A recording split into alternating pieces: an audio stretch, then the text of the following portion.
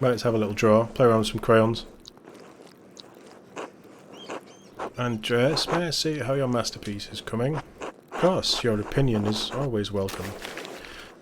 It's a colour by numbers, paint by numbers. Yes, the composition is lovely.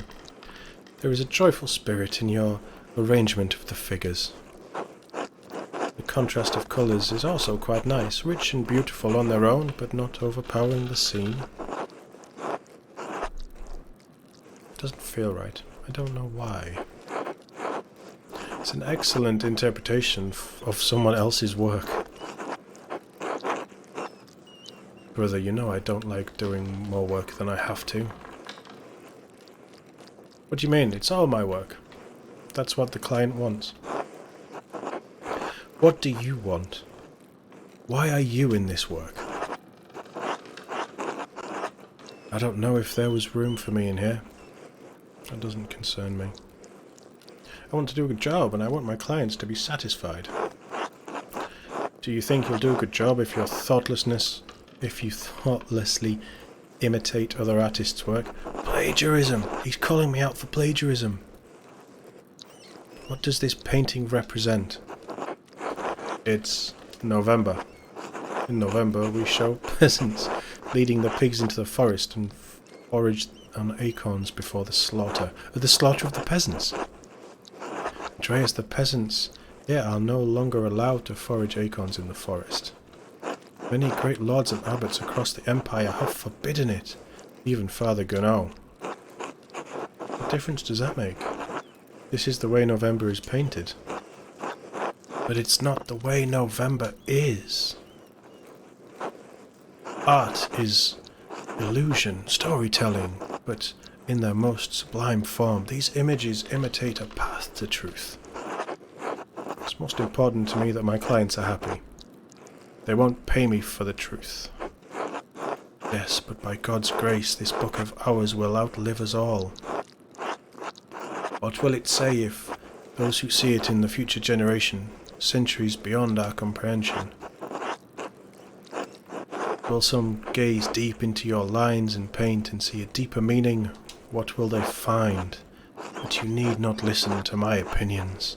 They are just the thoughts of some old monk. There is no place in the monastic scriptura anymore. In truth, this room is a place out of time. Why is that? Why has Curso kept this up for so long?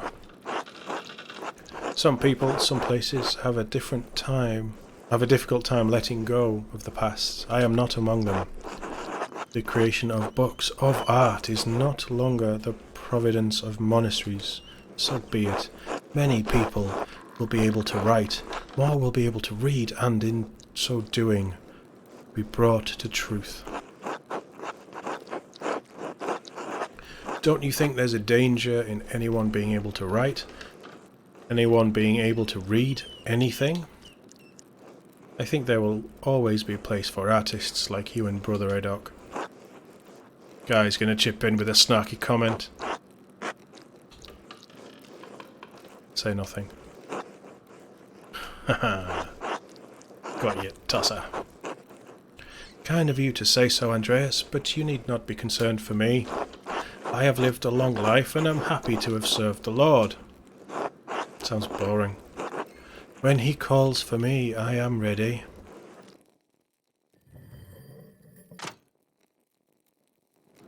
Elevensies.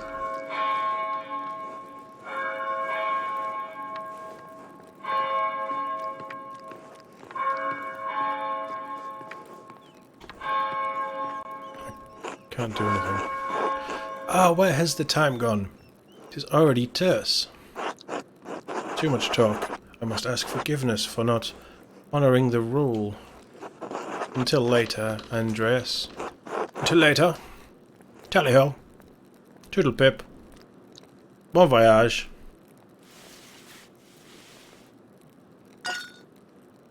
Bollocks. Who's this, Egypt?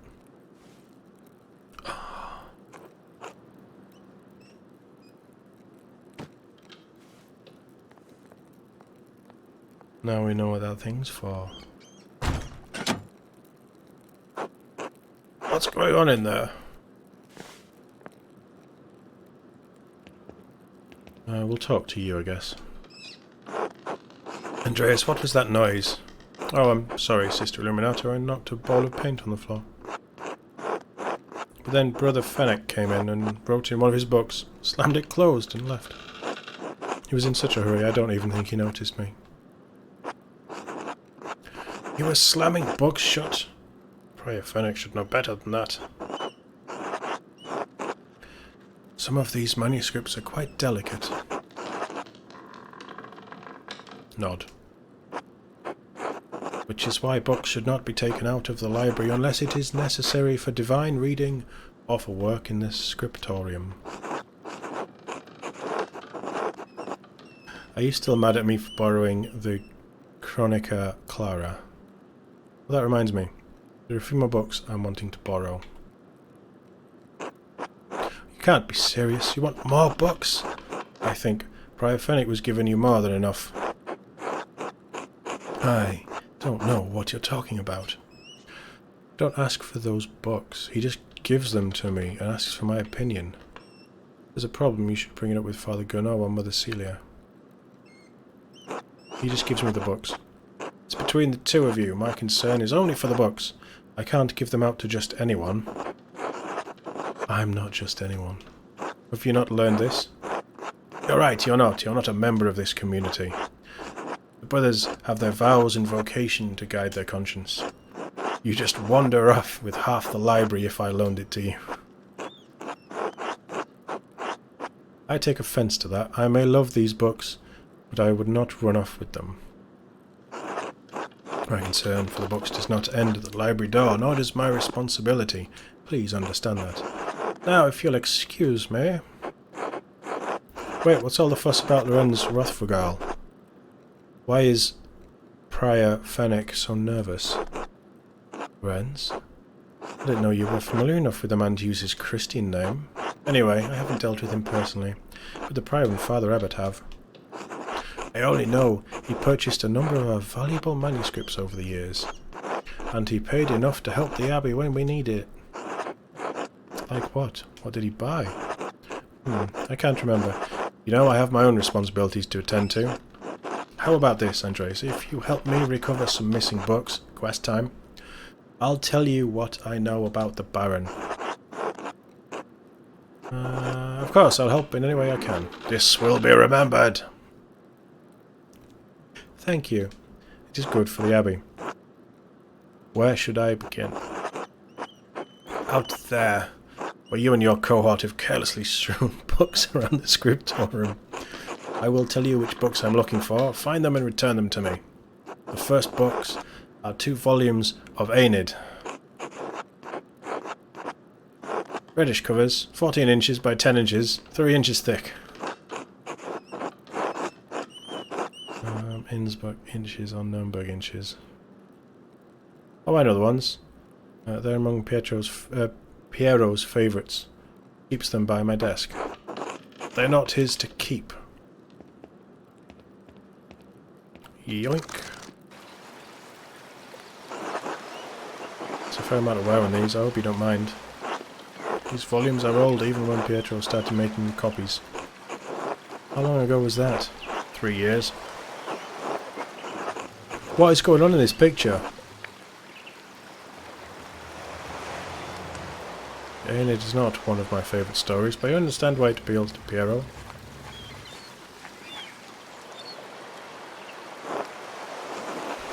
Aenid chose his duty to the gods over his lover, Dido. Oh, is that where Dido comes from? Talium non sponte secor. I think Andreas' sense of duty appeals to Piero. We'll go with the Latin. This will be remembered. Oh, it's Italian. I do not go to Italy willingly. I do not make you a scholar of the Roman poetry. I did not make you a scholar of the Roman poetry, Andreas. The words sit easily in my memory. I'm not sure why. Probably out of love rather than duty. Do you think Aenid's sense of duty appeals to Piero. We all have our vocations. Brother Piero takes his most seriously than most of the others in this abbey. You clearly take your chosen vocation seriously. Andreas, I don't have a choice in my vocation. Few women do.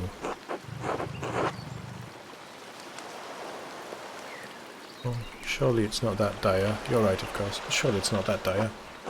How would you know, Andreas? How could you? The plight of a woman. Tell me about it. 16th century or whenever we are. I do like this animation. Men are not served with the same suave serve of life as women are. Christ knows. You can tell I didn't do well in my GCSE English, can't you? There are fewer places where we fit. That's a lie. Women could go anywhere. Even in stories where maidens to be rescued and wed, cruel seductors of men, or wizened crones.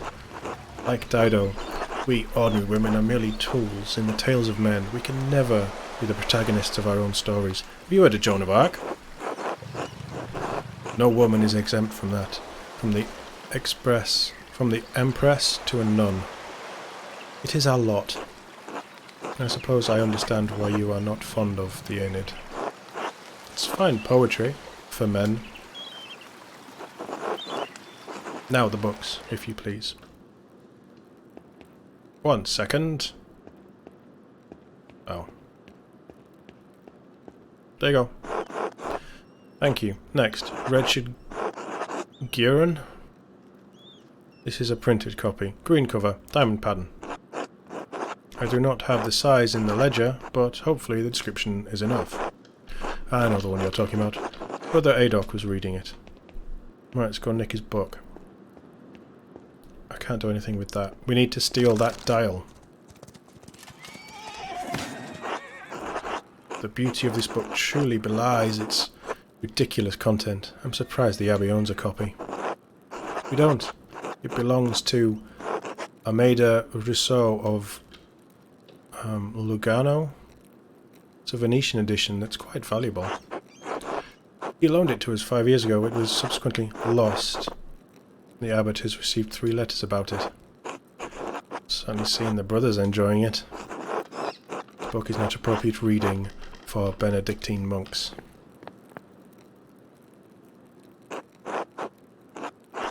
A baby is sold to pirates, raised a servant, that lives a life of adventure, wooing princesses and fighting in tournaments. Sounds great. Got the best part. In the end, Guerin learns he's of royal blood, the son of a duke. He reigns as a king and dies as a pious hermit. What's not to love? Benedictines should be dreaming of reconciliation with our Lord, not lusty adventures. Redemption will be waiting for them when they put down the book. Yeah, let's go with that. That will be remembered. Yes, always. But they still must choose redemption. Shall we go on sinning so grace will increase? Of course not. Fantasy leads to temptation. Temptation leads to the downfall of many men and women. Anger leads to hate. Hate leads to suffering.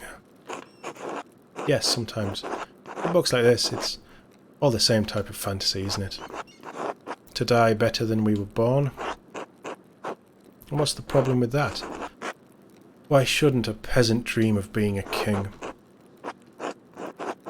There is neither Jew or Greek, nor slave nor free, neither male nor female, for you are all in Jesus Christ. Paul's words can be hard to recall when you're suffering because of your station in life.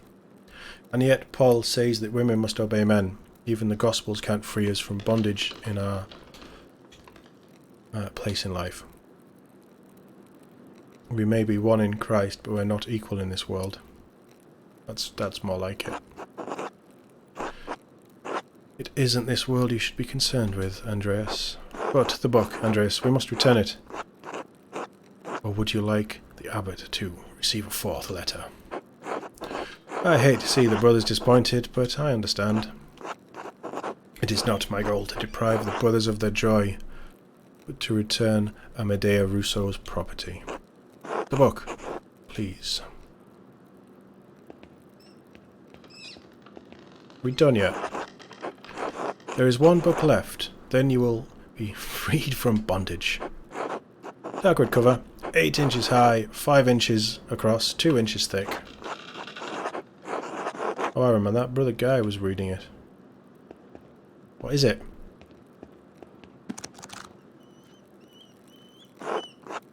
Now that I think about it, I was always been guarding around this book. Like he was hiding it. Very good. Please bring it here.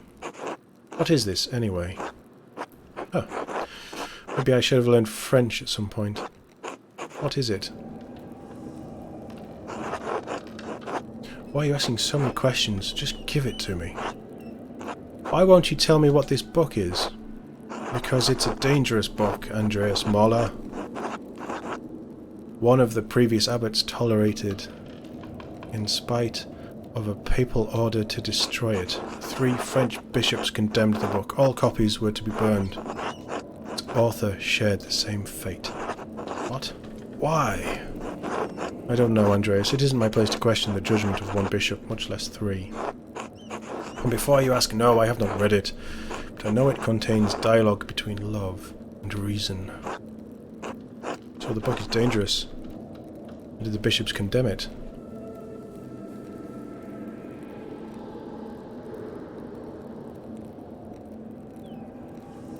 Prix Poirmont. 200 years ago. What? Why? Why is it still here? His father Matthias loves books. All books. He does not want to see it destroyed. Sounds reckless. He's right too, so books shouldn't be destroyed, even if their content is in question. That will be remembered.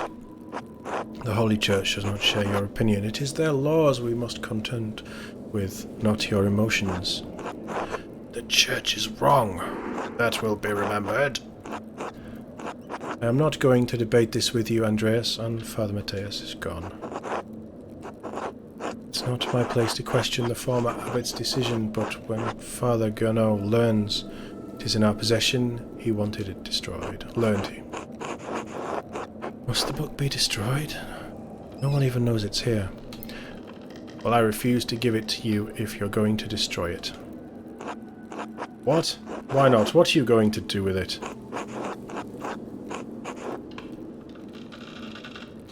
Read it and become a French heretic. That's not funny, I'm serious. Give me the book, or our deal is forfeit. I won't tell you about Baron Rothfugal. Consider the sound theological reasons for allowing this book to exist. I appeal to your duty as the librarian of the Abbey to not to destroy this book. I propose a compromise. I will take the book away from the Abbey, far away. I'll be gone by the time Father Gurnot asks about it. If you like, you can say I stole it. I doubt he'll make a fuss about me stealing a book he wanted destroyed. I don't like this, Andreas. It feels wrong in my heart. Oh, interesting. Persuade. Offered to help Illuminata enthusiastically. I've got no options.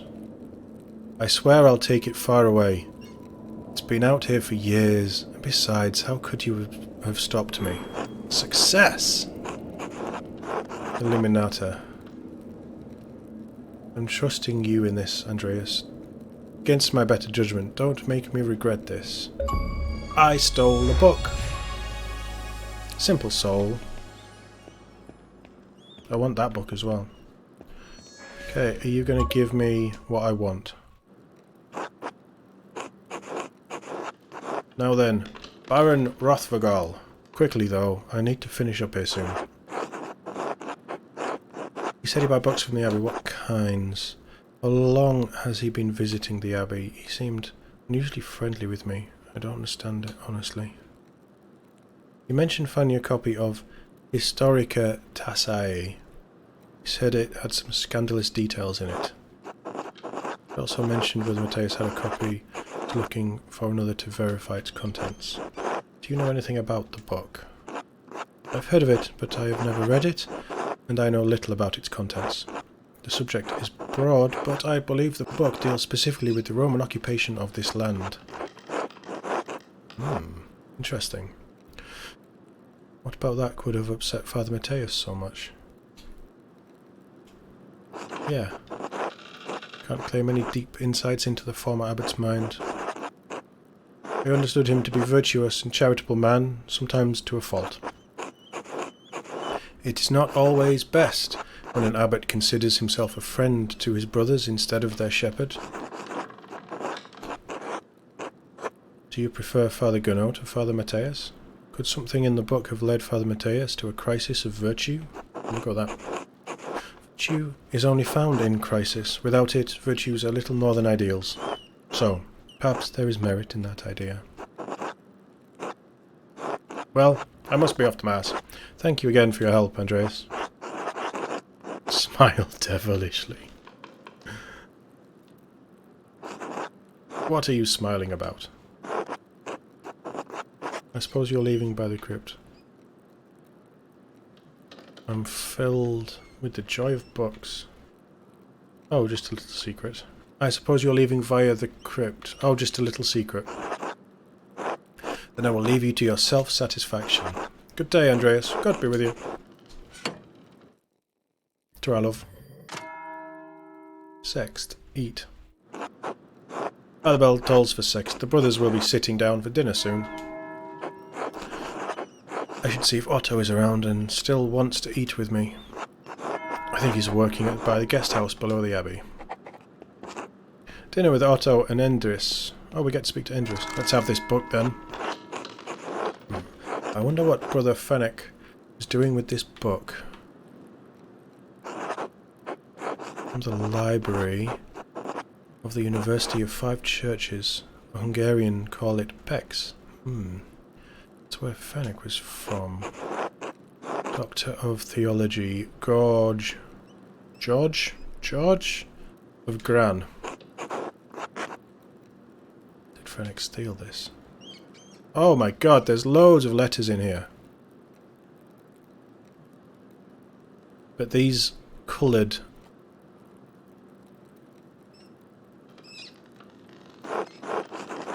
The text on astronomy, it looks like. I'm not familiar with it. Sloppy handwriting. Could have been produced by an Abian note. Bastard script. Burgundian Flemish? It's not from here and not recently. He's trying to decipher. It's definitely Fennec's handwriting between the lines and the margins. Is he notating the text for the University of Pex? Is he notating the text for personal use? Is he notating the text for benefit for future readers? Is he not for personal use, obviously. He's a tosser, I think. In any case. It's a thorough commentary. What's this? It looks scribbled. Not like Fennec to be so sloppy. He didn't even blot the ink dry. Libra, Capricorn, Aries, all astrological symbols. What's written below? We know Greek. We know Greek. Greek, to be sure. Doesn't make any sense. It's not even a word. It's just a jumble of letters. Must be some kind of cipher. What's the key? Wait! The Vowel I found. It also has Greek letters on it. They must be connected. But how? The outer ring of the Vowel is marked with the alchemical symbols, but this cipher has astrological symbols. Something I'm missing. I suppose I'll figure it out in due time. But I'll copy this down to reference later. Good boy. What's this? Off to the Old Bailey. Where was the cipher?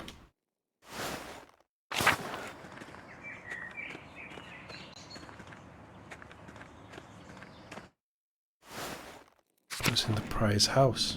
Of course it was. Ha-ha! Puzzle time.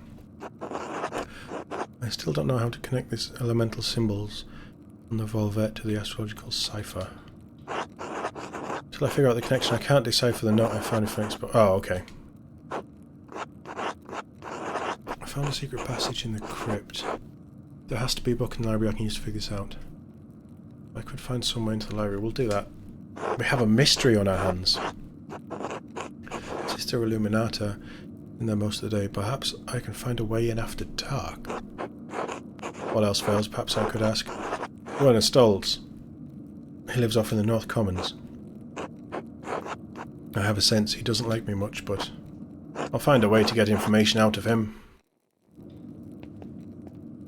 Good to know. We're on a quest to figure stuff out. Do we go through the dormitory? Cloister. I don't actually know where we're going. Is there a way to save this, or does it just auto-save? It auto-saves, doesn't it?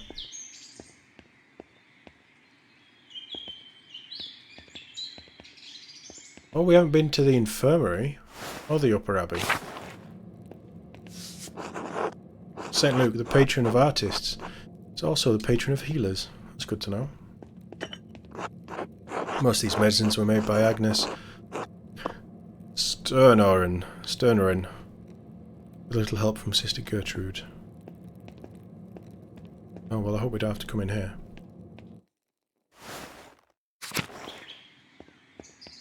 That's just saved. Seems like a pretty good place to take a break on that. There's a lot of reading in this. I'll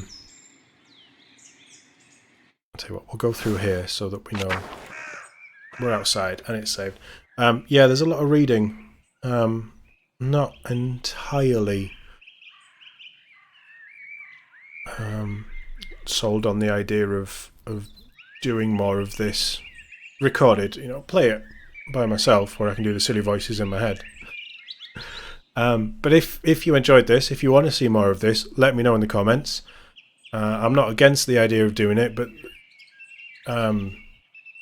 yeah, there's a lot of constant talking to myself, which, yeah. But I'm going to call this one there. As I say, if you've enjoyed this, if you want to see more of Penitent on the channel, do let me know. As always, thank you very much for watching. I'll see you in the next one.